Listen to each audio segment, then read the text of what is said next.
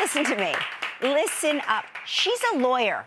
Do you understand what I'm saying? A lawyer, a food blogger, a chef. She's the host of Vallery Bakes Your Questions. And today she's bringing us a taste of Louisiana with a simple one-pot jambalaya. Please welcome Vallery Lomas. Hi, thank you for having me. I am fascinated by lawyers who decide to do other things. It is a thing. It is a thing. My favorite Soul Cycle instructor of all times, Maria, was once an attorney, and she's like, I want to be paid to exercise. And I went, why didn't I think of that? So take us through this jambalaya. Yes, Come okay. Listen, Mardi Gras week, I am always thinking of home because I'm from Louisiana, so I want to feel that. So we've got some andouille sausage. Andouille sausage, it has all of the flavor. When you think about Louisiana cooking, all of those flavors are in andouille sausage. So And I have terrible knife skills, I've been told, not to brag. I think we've got some that are already diced also. Okay.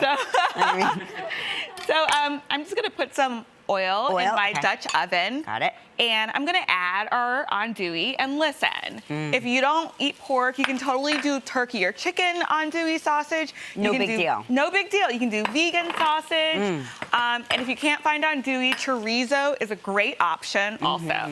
So we want this to get nice and brown for all that flavor. Great.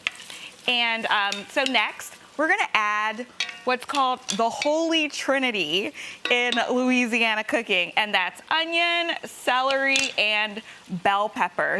So this is like a Louisiana twist on a mirepoix. Yeah, mirepoix is the flour and, Mirepoix is carrots. Carrots, Carrots instead of bell pepper, that's right. Yes. So, but with the bell pepper instead, again, we're just building that classic Louisiana flavor so that there's nothing like it, right? There's nothing like it. And I have to make sure that when my parents eat my recipes, they're like, yes, you got it. So that's that's the benchmark. That's the benchmark. And my mom actually tested this recipe for me last night, so it has her stamp of approval. Thank you, Mom.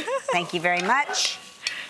So we cook this until, like, how do we know? Translucent? What are we looking for? Yeah, we want all of our vegetables to be softened. We want that meat to brown. And then once that happens, we can add our garlic. We've got some Creole seasoning or Cajun seasoning. Again, very important for building that base of flavor. A little oregano, thyme, and paprika. And we're actually gonna add tomato paste.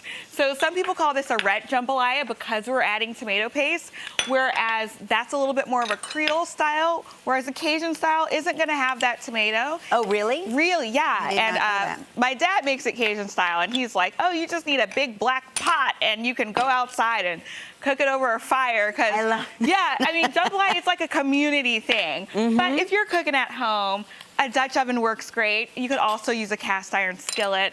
But for the tomato, I like the Dutch oven. So this is Creole style. Right. Oh, this is smelling so good. How's yours smelling, Kelly? It smells like heaven. I really wish that people at home could smell what's happening here. Yes. So good. All right, so we just want those spices to be fragrant. And I'm gonna add the rice. What kind of rice are we adding? Just any white rice? Well, you can have long grain rice. In Louisiana, we like something called popcorn rice. You might not be able to find that, but yeah, a long grain rice is just fine.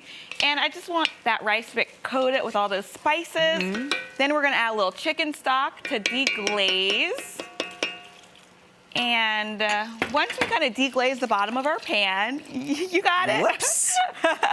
Then we're gonna add the rest of our... I added too much, yep, sorry. Oh no, you need it all, because the rice is gonna cook first, in it. and then you add the rest. That's right, we're adding the rest of our stock, and again, some diced tomatoes, because this is Creole style. All right, so we are actually just gonna cover this, let this cook until the rice is done. What we're gonna do is, Ryan is going to finish up this recipe. When we come back, stick around. More with Vallery Lomas. We're back with lawyer, food blogger, host, and cookbook author Vallery Lomas, and we're putting the final touches on the jambalaya. I'm so excited to taste it. Where should we pick up now? All right, you know what? Our rice has cooked, and so we're just gonna add some shrimp. Okay. And because we want the shrimp only in the last 5 minutes, because we don't want that shrimp to get overcooked and rubbery. So we'll add our shrimp, and you can add a little bit more salt and pepper at this point. Okay. And then, once the shrimp is done, Shrimp cooks. we have this delicious. And Mine's bubbling. It's bubbling. I mean, yeah, you want the liquid to kind of cook out all the way, but listen, you gotta add some hot sauce. Yes, you do. That is mandatory. And there's so many options. The hot sauces out there, right? Pick your favorite. Totally. And then I'm just gonna add some green onions. I and love I'm gonna, green onion. Yeah, give it a stir, and I'm gonna, you can again add a little more salt and pepper at this point. Taste it to make sure, and I'm just gonna serve this up so that we can. Yeah, I've got one right here that's completely finished. Wonderful. Shall we taste it? God. Oh. When's your cookbook coming up? So my cookbook is already available for pre-order. Perfect. Life is what you bake it, and it's all about overcoming adversity and just really good food. You're the best. It's so nice to meet you. This is fun. We'll have you back. Okay, thanks, Ryan. Coming up, our good news story of the day right after this. Yum.